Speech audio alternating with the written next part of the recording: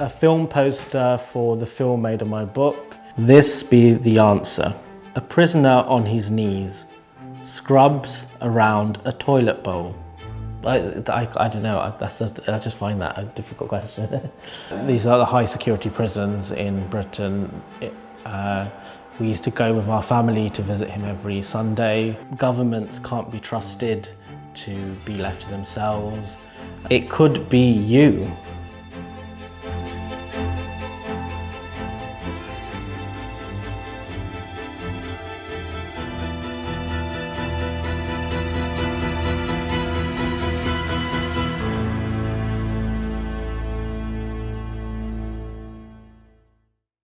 My name is Hamja Ahsan. I am an artist, writer, curator, and human rights activist.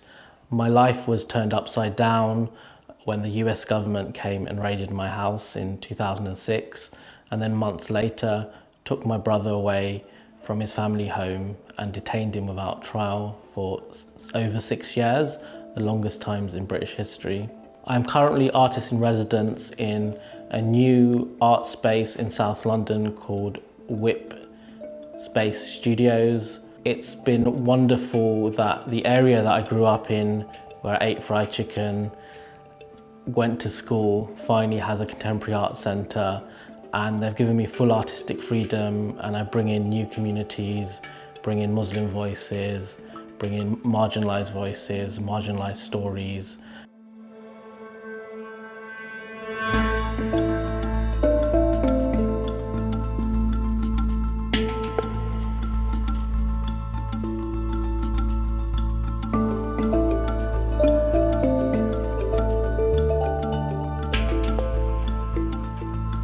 This t-shirt here was the central campaign tool.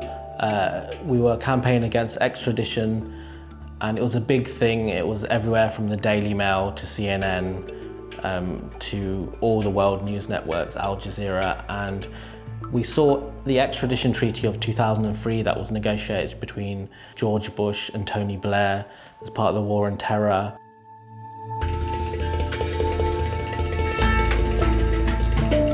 So British citizens were treated brutally, detained for the longest period of time.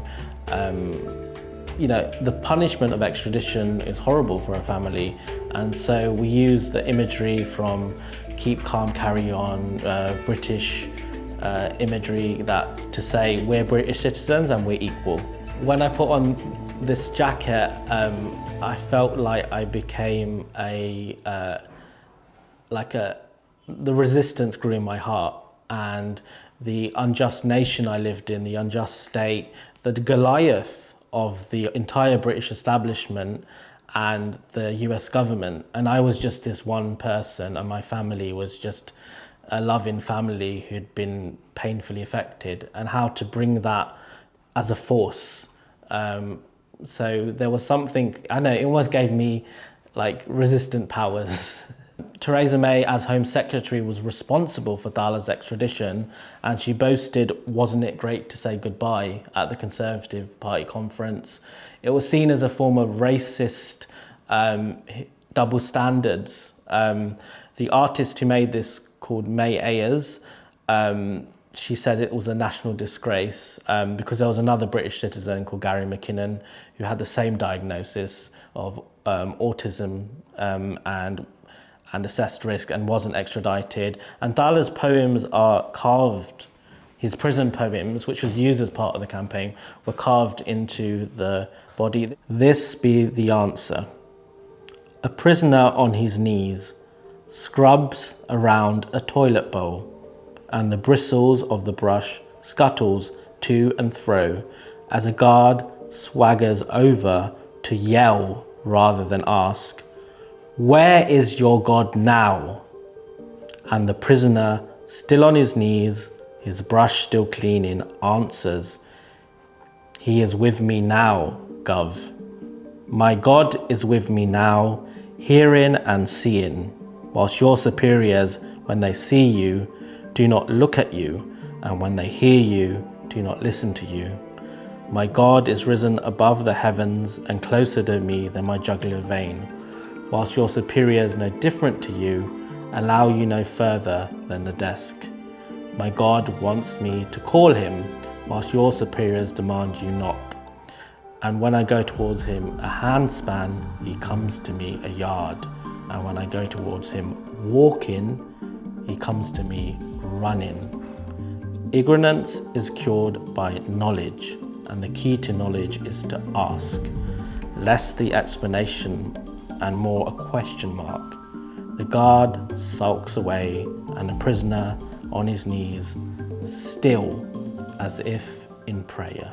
Art has been used in campaigns for generations and generations, and there's something that I'm documenting here, both present campaigns, so the student encampments at SOAS, campaigns which have resolved themselves, such as Julian Assange, who's free. I've taken the full body of things, literature, poetry. Campaigns from across generations matter. Governments can't be trusted to be left to themselves. News media often needs to have empathy inserted into it. The voices of people who are marginalised and oppressed by the system need to be made visible, and campaigns matter because laws are unjust, and the human spirit and solidarity can break through unjust laws and in some ways make the world a more just, equal place, as we see throughout history. I worked a lot with, say, the Hillsborough family campaigns, who were campaigning for Liverpool fans who were unjustly killed through police corruption, and they kept those campaigns alive through generations. They came and supported me. You know, all these things, music, literature. It's about inventing languages, sensibility, reception, community building, which is also an important part of a road towards justice. This is a symbol of the Shai Power movement. I sold this to a German collector, and this is Khilafite fried chicken, or original Khilafite fried chicken, with the last Ottoman Caliph. He was a patron of the arts, and we had this very deep, intense discussion with my brother when he was in prison about what fried chicken meant for the Ummah. Was it a sign of corruption, or was it a sign of power? Were we imitating American corporate imperialism, or were we creating a folk culture where people could be down to earth and unpretentious? This is a film poster for the film made of my book.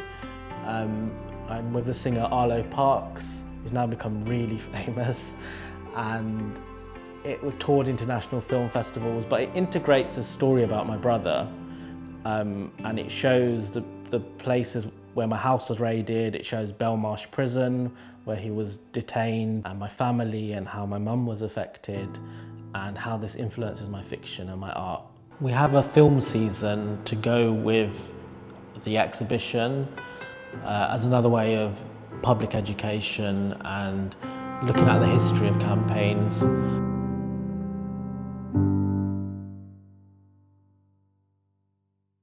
These are the high security prisons in Britain. We used to go with our family to visit him every Sunday, my mum and my dad, and it was really